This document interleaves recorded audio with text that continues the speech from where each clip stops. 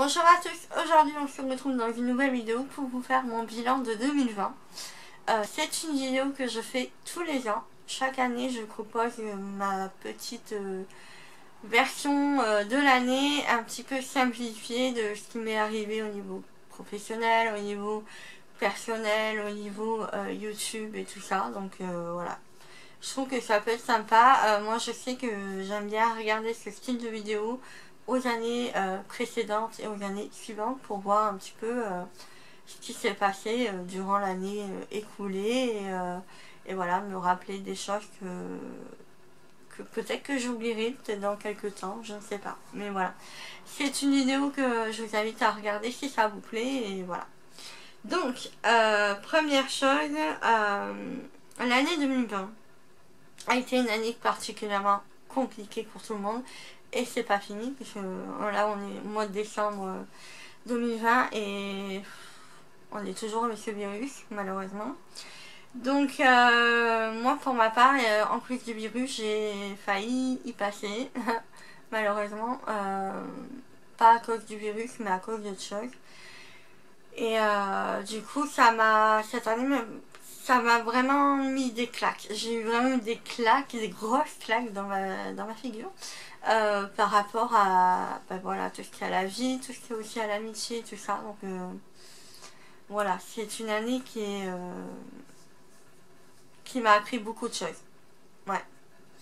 Donc, ce qui s'est passé, c'est que déjà, je sais plus, c'était en 2019. Je me rappelle plus le mois exactement, mais j'ai dû vous en parler dans une vidéo spéciale PMA. Et en fait, je devais faire ma première FIV, sauf que à l'échographie, mon endomètre était trop gros, donc anormalement gros. Du coup, j'ai dû faire un examen chez une spécialiste et tout ça. Je crois que c'était en décembre. Ouais, je crois que c'était en décembre. Et de là, donc, l'examen, enfin avant de faire l'examen, la spécialiste m'a fait une échographie pour voir un petit peu ce que ça donnait. Et de là, elle m'a dit, oh là là, ça va pas du tout, votre endométriose, c'est vachement développé. Et donc, du coup, il s'est passé pas mal de choses. Donc j'avais eu pas mal de problèmes au niveau gynécologique, notamment j'avais des nodules, pas cancéreux heureusement, mais voilà, j'avais quand même des nodules qui me gênaient. J'avais des polypes et les trompes qui étaient abîmées. Et donc de là, bon bah voilà, c'est passé le mois de janvier, j'ai consulté une autre spécialiste spécialisée de l'endométriose qui voilà, m'a annoncé une opération au mois d'avril. Donc première opération de l'endométriose, voilà. Sauf que le confinement est venu tout chambouler. Donc au mois de mars, je devais faire un examen, je n'ai pas pu le faire.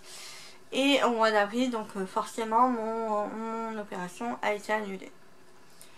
Mais ce que j'ai apprécié chez cette spécialiste, c'est que elle a vu mes douleurs, parce que à ce moment-là, je commençais vraiment à douiller, mais vraiment douiller au niveau de l'endométriose. J'avais des crises pratiquement tous les jours, j'étais pas bien tous les jours, j'étais dans un état vraiment pas bien. Je pense que ça s'est vraiment ressenti au niveau de YouTube, au niveau du blog aussi. Vous voyez qu'il n'y a pas eu vraiment de vidéos régulières, il n'y a pas eu d'articles réguliers non plus, parce que j'étais vraiment très très fatiguée. Et de là, donc, comme on a dû annuler, ma spécialiste, qui est très humaine, m'a dit, écoutez, si vraiment vous avez mal, si vraiment vous n'en pouvez plus, vous me rappelez et on refera une opération le plus vite possible. Donc mois de mars c'est passé, le mois d'avril c'est passé tant bien que mal et j'ai décidé de recontacter la spécialiste parce que je sais pas, à l'intérieur de moi je me suis dit il y a quelque chose qui cloche. Déjà je suis de moins en moins bien, j'ai de plus en plus mal et j'avais tellement peur que ça amplifie encore plus et que au final ça coupe toute mon envie de maternité. Parce qu'il faut savoir que l'endométriose, ça peut être une cause d'infertilité, ce qui est vraiment mon cas aussi. Et donc voilà, enfin du coup voilà. On est parti sur une opération au mois de mai, le 14 mai. Et avant l'opération, du coup, on a fait un examen que je devais passer. Et de là, on s'est rendu compte que j'avais aussi des nodules au niveau du rectum. Très glamour. Et donc voilà, ce qui fait qu'une opération qui devait durer seulement 2 heures s'est transformée en opération de 5 heures. Donc avec toutes les complications, donc j'ai été en réa, j'ai été en soins intensifs et après j'ai fait une semaine complète d'hospitalisation, ce qui n'était pas prévu à la base, mais bon voilà. Bien sûr, en période de virus, pas de visite, donc ça fout un coup au moral, surtout quand on est en soins intensifs. Ça m'a beaucoup marqué, et franchement ça je pense que je l'oublierai jamais. Parce qu'autant quand on a des visites et tout ça, ça nous permet de garder le moral et tout ça. Sauf que là, j'ai pas eu le choix de me battre toute seule. Malgré que j'avais ma famille en visio, mes copines en visio aussi. Voilà, que j'avais toujours mon téléphone à côté de moi si j'avais besoin et tout. Mais c'est vrai que ça n'a pas été une période facile. Oh là là. Je comptais pas pleurer. Je voulais pas pleurer. Enfin, non. Mais c'est vrai que ça a été une année assez difficile.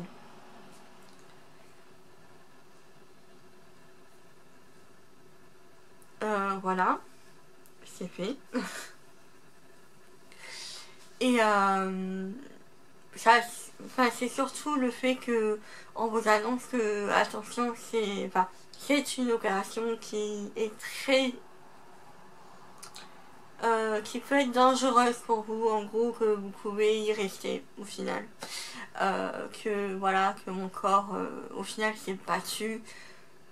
Même moi, enfin, j'étais étonnée de mon corps, de sa capacité à se remettre. Alors que moi, je me disais, mais je vais jamais m'en remettre. Enfin, je vais la mettre du temps et au final, mon corps m'a montré que non, au final, je suis une battante et voilà. Mais c'est vrai que voilà, être coupée comme ça, en soins intensifs, ça a été difficile. Du coup, j'ai pu me remettre en question sur ma vie. Donc, j'ai pu me remettre en question et sur ma vie en général et tout ça, parce que voilà, enfin, au niveau professionnel, je sais que je ramais un petit peu et j'ai décidé de me bouger un peu. Voilà, au niveau personnel aussi, il y a eu des choses que j'ai voulu changer dans ma vie. Et surtout aussi le fait de vraiment profiter de la vie à fond parce que durant cette période-là, ça m'a vraiment remis une claque. Et puis bah voilà, de se dire que bah, on a failli passer et au final bah, on est toujours là. C'est l'occasion de se dire bah voilà, la vie nous a donné une autre chance pour pouvoir avancer dans notre vie et faire ce qu'on veut. Et donc voilà, c'est ce que j'ai fait. Du coup, au niveau professionnel, je me suis inscrite à une formation de secrétaire à domicile. Donc pourquoi à domicile déjà par rapport à la PMA parce que voilà, je galère à trouver un travail au niveau de la PMA. Dès que je parle de la PMA, c'est fini. Mais moi, voilà, je conçois d'être honnête aussi. Et si je ne le suis pas, ce qui fait que ça peut créer des problèmes durant les rendez-vous au niveau de la PMA. Donc voilà, c'est un peu galère.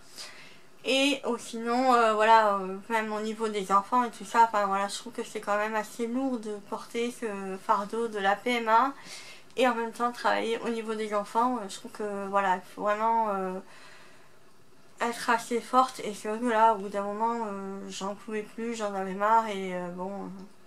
Puis je suis pas vraiment tombée sur des crèches où le personnel a été vraiment hyper sympa avec moi, sauf une, mais voilà, ils m'ont pas gardé, enfin c'est le maire qui a pas voulu me garder et tout ça, enfin bref, voilà.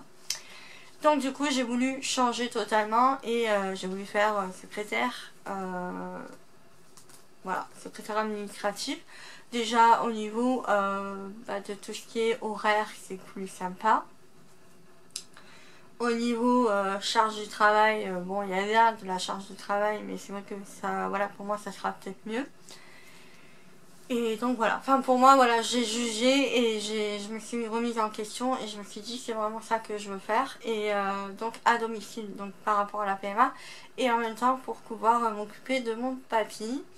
Parce que voilà, il se fait vieux et il a besoin d'avoir une présence de temps en temps chez lui, voilà, quasi quotidienne, pour pouvoir faire ses courses et tout ça. Donc voilà, je me suis rendue disponible. Donc voilà, du coup j'ai passé tout l'été pratiquement enfermée chez moi. C'était génial. Je suis même pas allée à la plage. Je crois que c'est la première année où on n'a même pas pu aller à la plage. Même au niveau de la piscine, j'ai pas pu me baigner parce que j'avais une stomie provisoire. Donc du coup, je pouvais pas. Enfin, bien qu'on m'a dit oui, tu peux, mais bon, j'avais pas envie de prendre le risque. Et puis bon, en même temps, c'était un peu gênant pour moi. Voilà, c'est aussi une expérience à vivre et je l'ai vécue. Et voilà, bah, je sais que je ne verrai plus de la même version, de la même vision. Voilà, une personne qui porte une stomie. Donc voilà, et donc durant tout l'été, voilà, ça s'est passé comme ça. Au mois de septembre, donc j'ai commencé mes cours, j'ai adoré. Voilà, même si là j'ai plus trop forcément le temps de pouvoir m'y consacrer, mais voilà, j'essaie quand même de le faire un peu tous les jours. Donc voilà, ça se passe très bien, j'ai de très bonnes notes, de très bonnes appréciations par les profs qui me corrigent. Je sais que j'ai un stage à faire, mais pour l'instant avec le Covid, je pense que ça va être très compliqué de trouver un stage. Mais voilà, au niveau pro, voilà, je pense que j'ai trouvé ma voie, je suis vraiment très bien comme ça et ça me permet d'avancer, de me dire que j'ai quand même quelque chose à côté pour le niveau professionnel. Ensuite, au niveau personnel, santé, donc santé ça va beaucoup mieux hein, aujourd'hui. Enfin, aujourd'hui non, mais je veux dire que ça s'est quand même bien remis. Du coup, on a retenté une fibre, ce qui n'a malheureusement pas marché, parce qu'en fait, il y a eu une bactérie sur les 4 embryons qui étaient prélevés. Donc, je reprends d'ici avec mon portable parce que du coup, j'ai plus de batterie dans ma caméra. Donc, je sais plus trop ce que je disais, mais je sais que au final, voilà, au niveau personnel, ça allait beaucoup mieux. Voilà, du coup, on a repris la PMA. On a eu 4 embryons, sauf que sur les 4 embryons, il y a eu une bactérie qui s'est développée. Du coup, on n'a pas pu faire le transfert. Et ensuite, on a eu une autre opportunité de faire la fibre. Donc ça a marché. Sauf que on ne peut pas faire le transfert parce que ma thyroïde n'était pas bonne. Comptez durant ce qui cause un petit peu le problème de la thyroïde, c'est certainement le fait d'avoir eu l'opération en fait que j'ai eu et du coup je pense que ça a tout détracté, mais je sais pas le dire. Ça a tout déréglé et au final je pense que voilà, il y a un temps d'adaptation et tout ça. C'est pour ça que pour l'instant il n'y a pas de transfert tant que ma thyroïde n'est pas bonne. Donc on a au moins un embryon de sûr qui est congelé et ça on est vraiment hyper content et très heureux. Sinon, durant le mois d'octobre, ma mère a fait un AVC, donc un léger AVC mais quand même un AVC. Et bon, elle s'en est sortie, hein, il n'y a pas de souci, sauf que voilà, elle a quand même besoin d'aide sur certaines choses. Et ce qui fait que du coup, je l'aide aussi, je suis devenue son aidante familiale, comme avec mon papy. Ce qui fait que voilà, ça me permet aussi de faire mes cours à domicile et au moins je suis tranquille, je n'ai pas de contraintes, on va dire, à aller en cours. Je n'ai pas de contraintes non plus à aller travailler, puisqu'au final, ça fait partie de mon travail d'aider, puisque je suis payée quand même par mes proches. Donc voilà, pour cette année 2020. Actuellement nous sommes en décembre et du coup je dois toujours attendre que ma thyroïde soit bonne.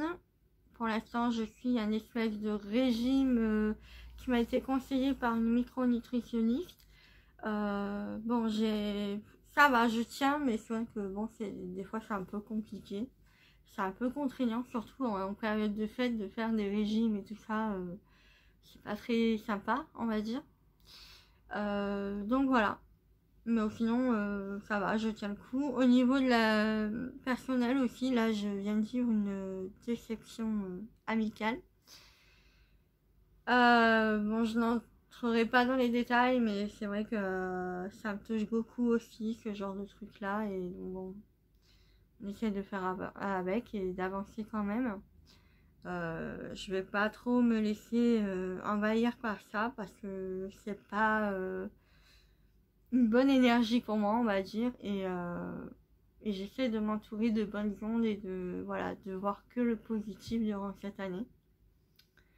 Voilà, personnellement je n'ai pas vraiment vécu de confinement puisque j'ai dû quand même m'occuper de mon papy et de ma maman, donc ce qui fait que bah voilà, le confinement j'en ai pas vraiment vécu, mis à part le week-end où je sortais moins, j'allais pas faire les magasins, j'allais pas aller me promener et tout ça.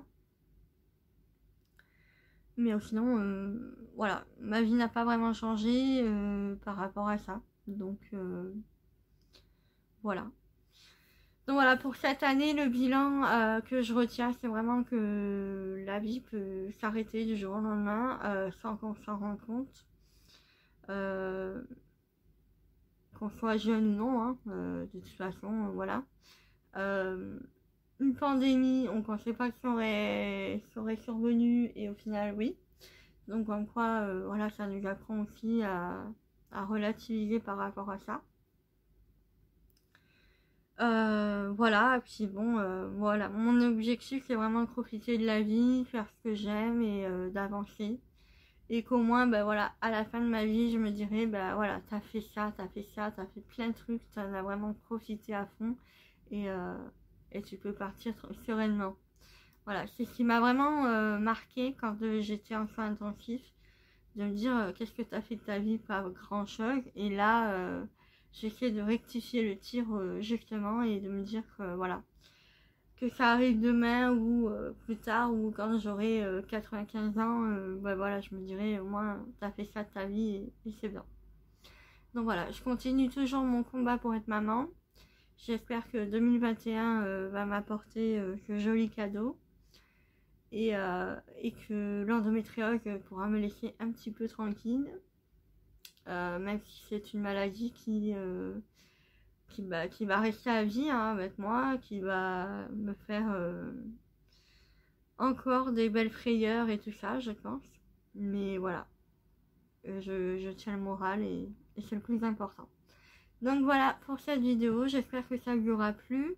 Je m'excuse pour les petites coupures et tout ça qu'il y a eu. Et puis ben voilà, n'hésitez pas à faire votre bilan aussi de votre côté, que vous le gardez pour vous ou pas. Voilà, moi j'aime bien écouter des vidéos comme ça et voilà, ça permet toujours de voir un petit peu ce qui s'est fait durant cette année. Donc voilà, j'espère que aussi le Covid, la Covid partira très vite. Et pour toujours, parce que là franchement ça devient vraiment embêtant pour tout le monde, notamment pour les restaurateurs, pour les commerçants qui ne peuvent pas ouvrir et tout ça, qui sont vraiment en difficulté. Donc voilà. Donc voilà pour cette vidéo, j'espère que ça vous aura plu. Je vous fais de gros bisous et je vous dis à bientôt. Ciao ciao.